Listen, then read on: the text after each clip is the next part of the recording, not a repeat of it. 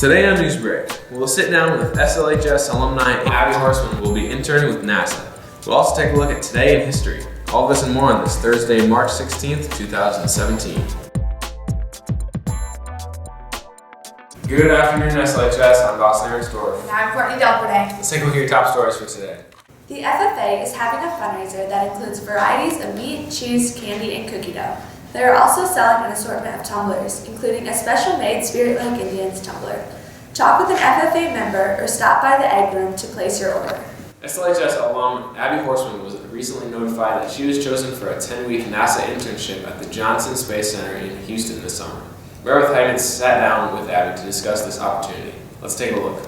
Now we sit down with Abby Horseman, who has recently received a NASA internship. Thank you, Abby, for joining us. Okay, so what inspired you to apply for this internship, and how many people were you up against? I don't know how many people I was up against, but I know that when they called me, they said I was the top candidate for it, so obviously there were other people, unless they were lying, that I was the only one. But what inspired me is last year around in college and sophomore year, a lot of times for a lot of people, it's the sophomore slump, and I didn't know what I wanted to do. I was very frustrated with my major. Nothing seemed like a good path for a career. And then I saw a NASA tweet about their astronaut who was up in space for a year, and I kind of just realized that NASA had communications people, and I kind of freaked out because I always wanted to be an astronaut, but I wasn't. I don't know. I'm not an astronaut. So I was just really excited because I realized that I could still kind of live my dream, but in a way that I was actually good at. So then I kind of started looking at what I could do to get into that. And so then I just last year I started working towards this for everything I did, kind of trying to build up a resume so I could get it. So yeah. And what was the application process like? So it's actually really nice. NASA has a really great internship program.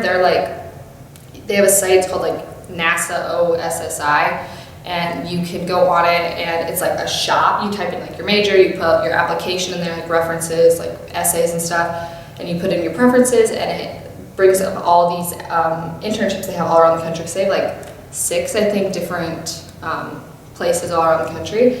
And so you could apply for any, I think you could apply for up to 15 or 5. It's a difference. But yeah, you could apply for as many as you'd like. And so yeah, I kind of just went on there and tried to find something that I liked, and I found a couple, and the one I applied to was the one I really wanted. So I was really happy I got that. And what exactly will you be doing down there? So I haven't heard from my mentor yet, just because it's quite a ways away still, but the description says is it's strategic communications for the Orion space shuttle.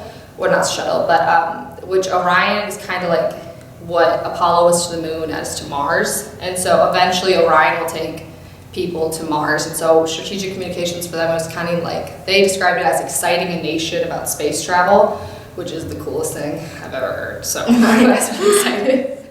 And what do you hope to gain from this experience? Honestly, I would love to work there, so a job, but if I don't, I just hope to learn from because I think some of the people who work there are really passionate about what they do, and they're very good at it, and so I just want to learn, how to do this specific type of job, because I think that's what I want to do, and just learn how to work with professionals even more. So yeah, that's kind of what I hope to gain. And do you have any advice for younger people who are looking to apply for learning experiences like this? Apply even if you don't think you're going to get it. I did not think I was going to get this. I had planned out my whole summer with this not in mind, and all those plans got shattered, and I'm super happy about it, but I did not expect to get it, and I did. And so I just say apply for it even if you don't think that you're going to get it, because you probably might.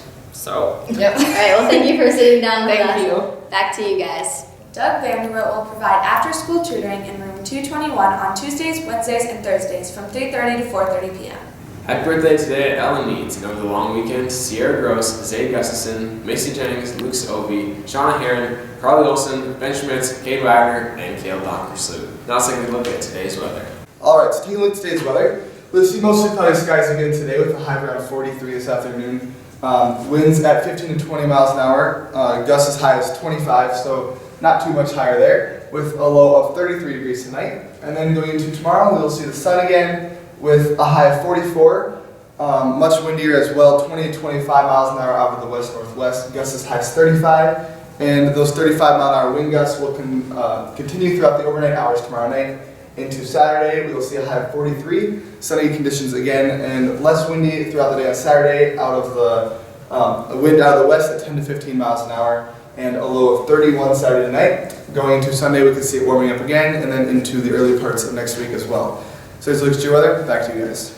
Now let's send it over to Ryan Schmidt with Today in History. Taking a look at historical events on this day. In 1802, the first military academy was established. It was built in West Point, New York, and was founded by Congress for the purpose of educating and training young men in the theory and practice of military science. Also on this day, in 1751, James Madison, drafter of the Constitution, recorder of the Constitutional Convention, author of the Federalist Papers, and fourth President of the United States, is born on a plantation in Virginia. Madison is best remembered for his critical role in the Constitutional Convention of 1787, where he presented the Virginia Plan to the assembled delegates in Philadelphia and oversaw the difficult process of negotiation and compromise that ultimately led to the drafting of the final Constitution. On this day in 1850, Nathaniel Hawthorne's story of adultery and betrayal in colonial America, The Scarlet Letter, is published. Hawthorne was born in Salem, Massachusetts in 1804. Although the infamous Salem witch trials had taken place more than 100 years earlier, the event still hung on over the town and made a lasting impression on the young Hawthorne. That is a look at Today in History. Back to you guys. That's all the time we have for today, SLHS. I hope you have a wonderful 3-day weekend.